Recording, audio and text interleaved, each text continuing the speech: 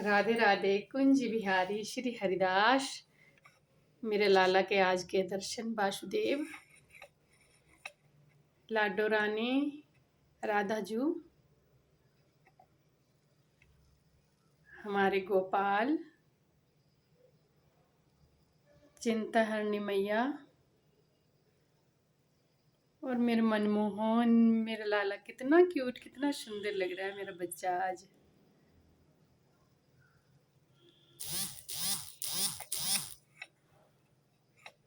आज हम भागवत के पहले स्कंद का 15वां अध्याय सुनेंगे आप सब। कृष्ण विरह व्यथित पांडवों का परीक्षित को राज्य देकर स्वर्ग सिधारना। आज हम आधा अध्याय ही सुनेंगे। भगवान श्री कृष्ण के प्यारे सखा अर्जुन एक तो पहले ही श्री कृष्ण के विरह से दुखी हो रहे थे, उस पर राजा युधिष्ठिर ने उन पर प्रश्नों की झड़ी लगा दी। शोक से अर्जुन का मुख और हृदय कमल सूख गया और चेहरा फीका पड़ गया था। वे बढ़ी हुई प्रेम जनित उत्कंठा के प्रवश हो रहे थे। रथ हाँकते टहलने आदि के समय भगवान ने उनके साथ जो मित्रता और प्रेम से भरे हुए व्यवहार किए थे, उनकी याद पर याद आ रही थी। बड़े कष्ट से उन्होंने अपने शोक का वेग रोका और हाथ से नेत्रों के आंसू पहुंचे और रुंधे हुए गले में अपने बड़े भाई महाराज युधिष्ठिर से कहा, महाराज, मेरे भाई अथवा अत्यंत घनिष्ठ मित्र का रूप धारण कर भगवान श्री कृष्ण ने मुझे तो ठग लिया है। जिस प्रकार प्रबल पराक्रम से बड़े बड़े देवता भी आश्चर्य में डूब जाते थे, उसे श्री कृष्ण ने मुझसे छीन लिया है।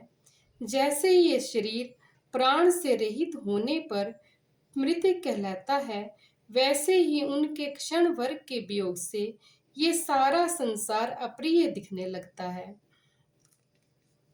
उनकी सानिध्य मात्र से मैंने समस्त देवताओं के साथ इंद्र को भी अपने बल से जीतकर अग्निदेव को उनकी तृप्ति के लिए खांडवन का दान कर दिया था।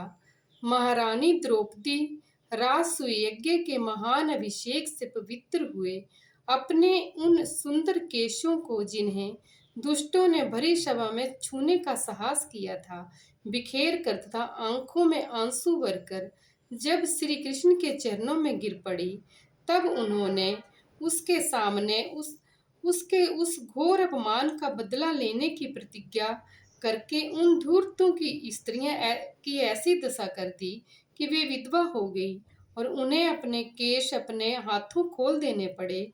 वनवास के समय हमारे बैरी दुर्योधन के षड्यंत्र से 10,000 शिष्यों के साथ बिठाकर भोजन करने वाले महर्षि दुर्वासा ने हमें दुस्तर संकट में डाल दिया था। उस समय उन्होंने द्रौपदी के पात्र से बची हुई साग की एक पत्ती का ही भोग लगाकर हमारी रक्षा की थी। उनके ऐसा करते ही नदी में स्नान करती हुई मुनि मंडली को ऐसा प्रतीत हुआ मानो उनकी तो बात ही क्या, सारी त्रिलोकी ही तृप्त हो गई।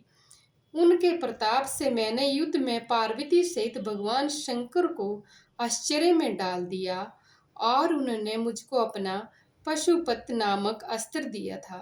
साथ ही दूसरे लोकपालों ने भी प्रसन्न होकर अपने अपने अस्त्र मुझे दिए थे। और तो क्या, उनकी कृपा से मैं इसी शरीर में स्वर्ग में गया और देवराज इंद्र की सभा में उनके बराबर आदि आसन पर बैठने का मुझे सम्मान प्राप्त हुआ। उनके आग्रह से जब मैं स्वर्ग में कुछ दिनों तक रह गया, तब इंद्र के समस्त देवताओं ने मेरी इन्हीं गांडीव धारण करने वाली भुजाओं का निवात कवच आदि दैत्यों को मारने के लिए आश्चर्य लिया। महाराज, ये सब जिनकी महती कृपा का फल था, उन्हीं पुरुषोत्तम भगवान श्री कृष्ण ने आज तो मुझे ठग लिया है। जिस समय मेरे घोड़े थक गए थे और मैं रथ से उतरकर पृथ्वी पर खड़ा था, उसमें बड़े बड़े महारथी शत्रु भी मुझ पर प्रहार न कर सके, क्योंकि श्री कृष्ण के प्रभाव से उनकी बुद्धि मारी गई थी। महाराज माधव के उन्मुक्त और मधुर मुस्कान से युक्त विनोद भरे एवं हृदय स्पर्शी वचन और उनका मुझे पार्थ, अर्जुन, सखा, कुरुनंदन आदि कहकर पुकारना मुझे याद आने पर मेरे हृदय में उथल पुथल मचा देते हैं। सोने, बैठने, टहलने, अपने संबंध में बड़ी बड़ी बातें करने तथा भोजन आदि करने में हम प्राय एक साथ रहा करते थे। किसी किसी दिन मैं व्यंग्य से उन्हें कह बैठता, मित्र तुम तो बड़े सत्यवादी हो। उस समय भी वे महापुरुष अपनी महानुभावता के कारण जैसे मित्र और मित्र का और पिता अपने पुत्र का अपराध सह लेता है, उसी प्रकार मुझ दुर्बुद्धि के अपराधों को सह लिया करते थे। महाराज जो मेरे सखा प्रिय मित्र थे अब नहीं रहे, मेरे हृदय थे, उन्हीं पुरुषोत्तम भगवान से मैं रहित हो गया हूँ। भगवान की पत्नियां द्वारका से अपने साथ ला रहा था, परंतु मार्ग में दुष्ट गोपों ने एक साथ अबला की भांति मुझे हरा दिया और मैं उनकी रक्षा नहीं कर सका। वही मेरा गांडीव धनुष, वही मेरे बाण हैं, वही रथ है, वही घोड़े हैं और वही मैं हूँ, जिसके सामने बड़े बड़े राजा सिर झुका लिया करते थे। श्री कृष्ण के बिना ये सब एक क्षण में नहीं के समान और सार शून्य हो गए हैं। ठीक उसी तरह जैसे भस्म में डाली हुई आहुति, कपट भरी सेवा और उसिर में बोया हुआ बीज व्यर्थ हो जाता है।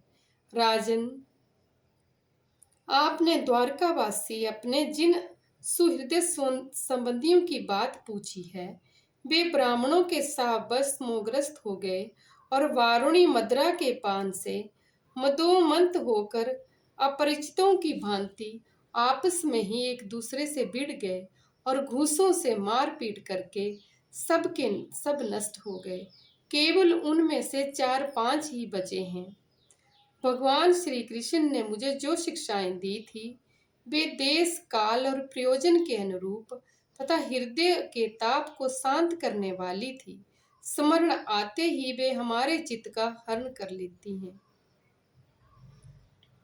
इस प्रकार प्रगाढ़ प्रेम से भगवान श्री कृष्ण के चरण कमलों का चिंतन करते हुए अर्जुन की चित्तवृत्ति अत्यंत निर्मल और प्रशांत हो गई। उनकी प्रेम में भक्ति भगवान श्री कृष्ण के चरण कमलों के हर निश्चिंतन से अत्यंत बढ़ गई। भक्ति के वेग ने उनके हृदय को मथ कर उसमें से सारे विकारों को बाहर निकाल दिया। उन्हें युद्ध के प्रारंभ में भगवान के द्वारा उपदेश किया हुआ गीता का ज्ञान पुनः स्मरण हो आया। राधे राधे। कुंज बिहारी श्री हरिदास। इससे आगे का अध्याय जो शेष बचता है वो आप सब कल सुनेंगे, अगले वीडियो में सुनेंगे। राधे राधे। कुंज बिहारी श्री हरिदास।